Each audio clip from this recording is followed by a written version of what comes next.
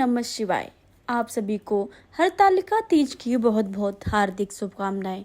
आपके जीवन में भगवान भोलेनाथ और माता पार्वती की कृपा हमेशा बनी रहे। आज सुनेंगे हरतालिका तीज व्रत कथा, तो प्रेम से बोलिए भोलेनाथ की जय, माता पार्वती की जय। हरतालिका तीज व्रत भाद्रपद मास के शुक्ल पक्ष की तृतीया तिथि को किया जाता है। हरतालिका तीज का व्रत करने वाली महिलाओं को सूर्योदय से पहले उठकर भगवान शंकर जी का स्मरण करें, फिर शौच आदि नित्य क्रमों से निवृत्त होकर स्नान करने के बाद स्वच्छ कपड़े पहनकर शिवालय में जाएं। भोलेनाथ और माता पार्वती का पूजन करें तथा कथा को सुने। वह भगवान शिव और माता पार्वती का एक मंडप तैयार करें और केले और पुष्प मालाओं से सुसज्जित कर बंधनवार बनाएं। शुभ मुहूर्त में विद्वान पंडित आचार्य से विधि विधान से पूजन करवाकर कथा को अवश्य सुने। अब आप सुने हरतालिका तीज व्रत कथा। कथा के अनुसार जिसके दिव्य मेष राशि पे मंदार के पुष्प की माला शोभा देती है, भगवान चंद्रशेखर के कंठ में मुंडों की मालाएं पड़ी हुई हैं।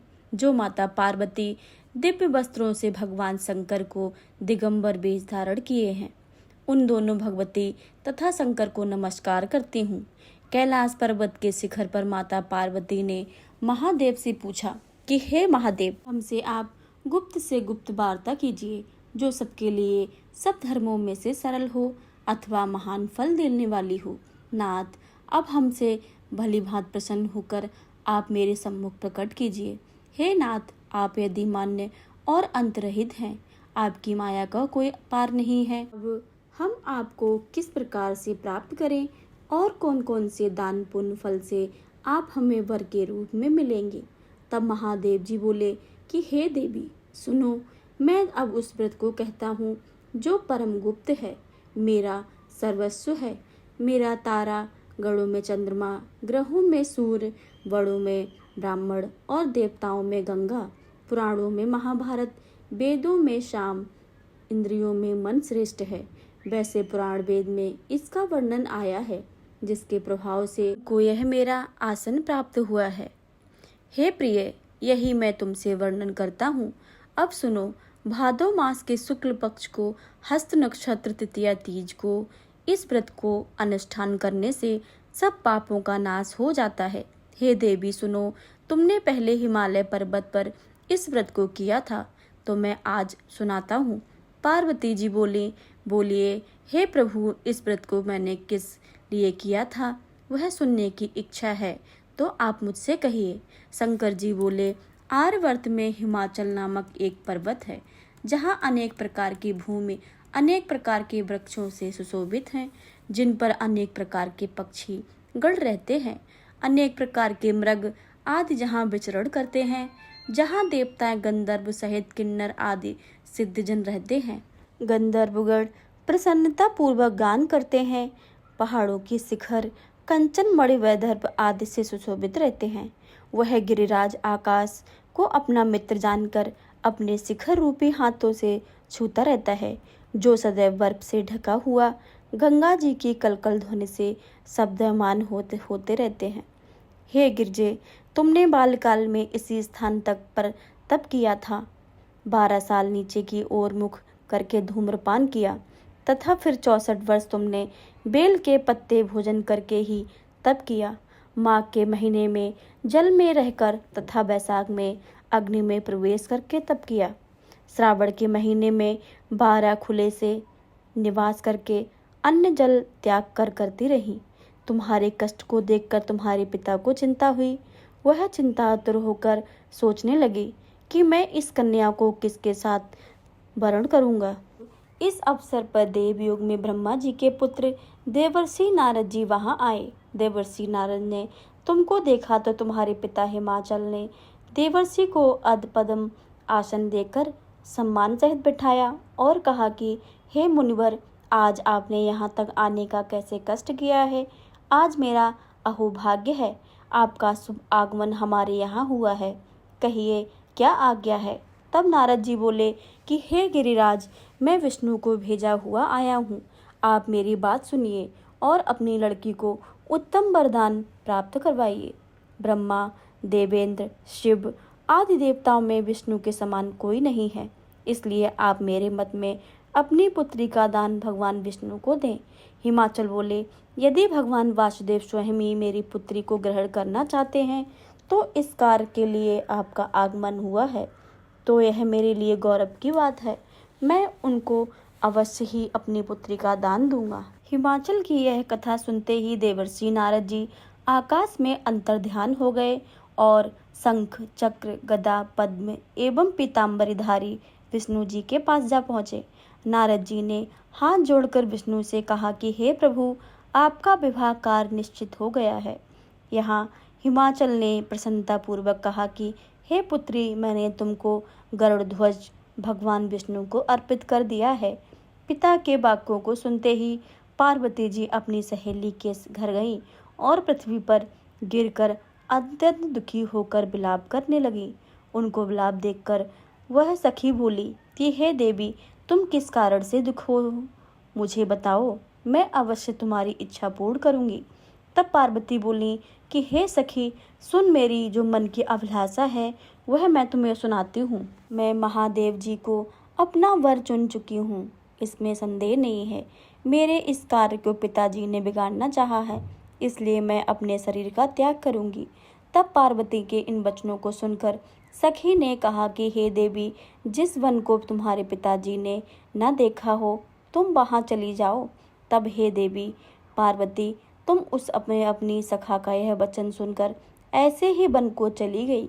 पिता हिमाचल बहुत ढूंढते रहे पर पुत्री का कहीं पता नहीं पाया, तो कोई देव, दानव अथवा किन्नर हरण कर ले गया है। मैंने नारद जी को वचन यह दिया था कि मैं अपनी पुत्री को गरुड़ ध्वज भगवान के साथ वरण करूंगा। हाय, अब मैं किस तरह पूरा करूंगा? ऐसा सोचकर वह चिंतातुर होकर मूर्छित हो गए। तब सब लोग हाहाकार करते हुए दौड़े और मूर्छा नष्ट हो जाने पर गिरिराज से बोले, हमें अपनी मूर्छा का कारण बताओ। हिमाचल बोले, मेरे दुख का कारण यह है कि मेरी रत्न रूपी कन्या का कोई हरण कर ले गया है, या सर्प डस गया है, अथवा किसी सिंह या व्याघ्र ने मार डाला है।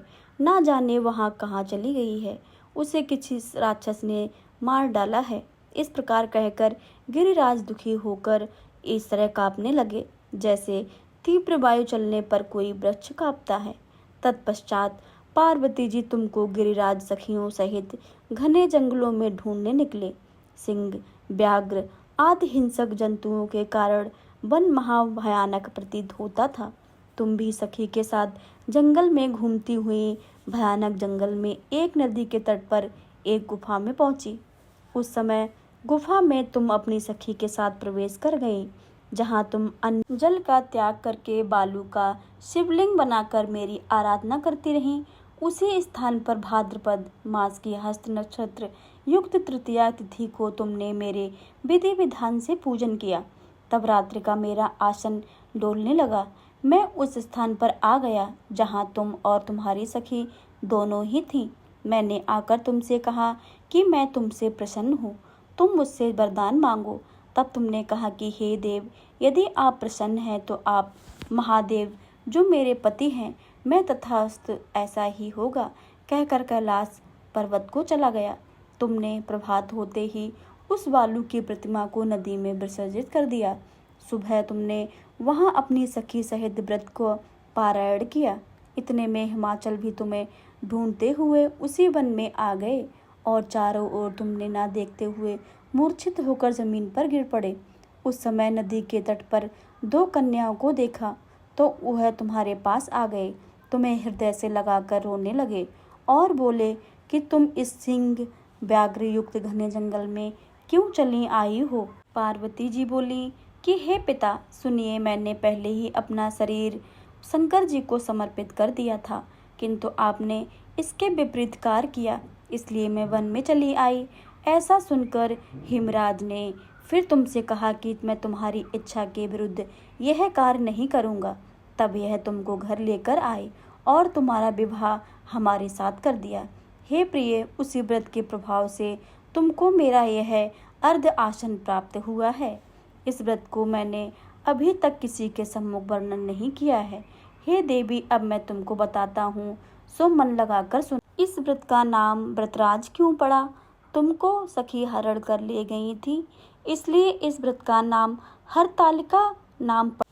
पार्वती जी बोली कि हे स्वामी, आपने व्रतराज का नाम तो बताया है, किंतु मुझे इसकी विधि एवं फल भी बताइए। इसके करने से किस फल की प्राप्ति होती है? तब शंकर जी बोले कि स्त्री जाति के अति उत्तम व्रत की विधि सुनिए। सौभाग्य की इच्छा रखने वाली स्त्री इस व्रत को विधि पूर्वक करे। उसमें केले के खम्भों में मंडप बनाकर बंधनवार से सुशोभित करें। उसमें विधिवत रंगों से रेशमी वस्त्र की चांदनी तान देवें। फिर चंदन आदि सुगंधित द्रव्यों से लेपन करके स्त्रियां एकत्र होकर शंख, भैरवी, मृदंग बजाएं। विधि पूर्वक मंगलाचार करके गौरा और शंकर को स्वर्ण निर्मित प्रतिमा को स्थापित करें। फिर शिव व पार्वती जी को गंध, धूप, दीप, पुष्प आदि से विधि सहित पूजन करके अनेक प्रकार के नैवेद्य मिठाई का भोग लगा दें और रात्रि को जागरण करें। नारी सुपारी, जवारी, नींबू, लौंग, अनार, नारंगी आदि फलों को एकत्रित करके धूप, दीप आदि मंत्रों द्वारा पूजन करें। फिर मंत्र उच्चारण करें। शिवाय से लेकर उमाय तक के मंत्रों से प्रार्थना करें। अथ प्रार्थना मंत्र का अर्थ है, कल्याण स्वरूप शिव हैं, मंगल रूप महेश्वर हैं। शिवे, आप हमें अब सब मनोकामनाओं को देने वाले देवी कल्याण रूप तुमको नमस्कार है। कल्याण स्वरूप माता पार्वती जी, हम आपको नमस्कार करते हैं और श्री शंकर जी को सदैव नमस्कार करते हैं।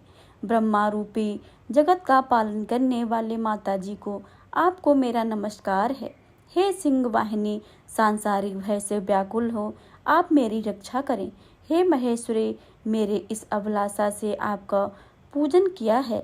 पार्वती माता, आप हमारे ऊपर प्रसन्न होकर मुझे सुख और सौभाग्य प्रदान कीजिए।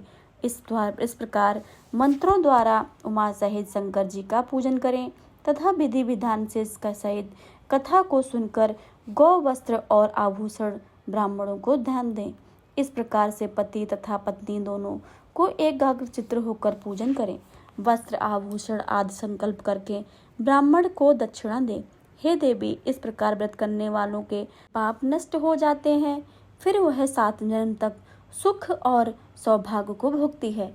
जो स्त्री इस तृतीया के दिन फलाहार करती है, व्रत को नहीं करती है, वह 7 जन्म तक वैधव्य का दुख भोगती है। जो स्त्री इस व्रत को नहीं करती है, वह धन और पुत्र के शौक से अधिक दुखी रहती है तथा वह घोर नरक में जाकर कष्ट को पाती है।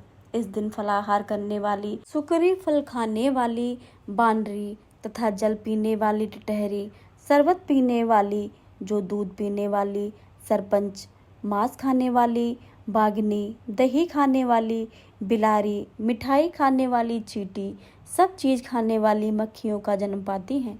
सोने वाली असगरी, पति को धोखा देने वाली मुर्गी का जन्म पाती हैं। स्त्रियों को परलोक सुधारने के लिए व्रत अवश्य करना चाहिए। व्रत के दूसरे दिन व्रत का पारायण करने के पश्चात चांदी, सोना, तांबे या कांसे के पात्र में ब्राह्मणों को अन्न दान करें। इस व्रत को करने वाली स्त्रियां मेरे समान पति को पाती हैं। मृत्युकाल में पार्वती जैसे रूप को प्राप्त करती हैं, जैसे जीवन सांसारिक सुखों को भोगती हैं, परलोक में मुक्ति पाती हैं। हजारों अश्वमेध यज्ञ करने से जो फल मिलता है, वही मनुष्य को इस कथा के करने से मिलता है। हे देवी, मैंने तुम्हारे सम्मुख यह सब व्रतों के उत्तम व्रत को वर्णन किया है, जिसके करने से मनुष्य के समस्त पापों का नाश हो जाता है। यह थी हरतालिका तीज व्रत कथा। आशा करती हूँ कि आपको यह कथा अच्छी लगी हो। अगर वीडियो अच्छी लगे तो वीडियो को लाइक करें, शेयर करें और कमेंट बॉक्स में हर हर महादेव, माता पार्वती की जय लिखना बिल्कुल भी मत भूलिएगा। चैनल पर अगर नए आए हैं तो चैनल को सब्सक्राइब करके बेल आइकन को ज़रूर दबा लें, ताकि आने वाली सभी वीडियो की जानकारी सबसे पहले आपके पास पहुँचे। मिलते हैं अगली वीडियो में, तब तक के लिए जय श्री राधे कृष्णा। और आप सभी को एक बार फिर से हरतालिका तीज की बहुत बहुत शुभकामनाएं।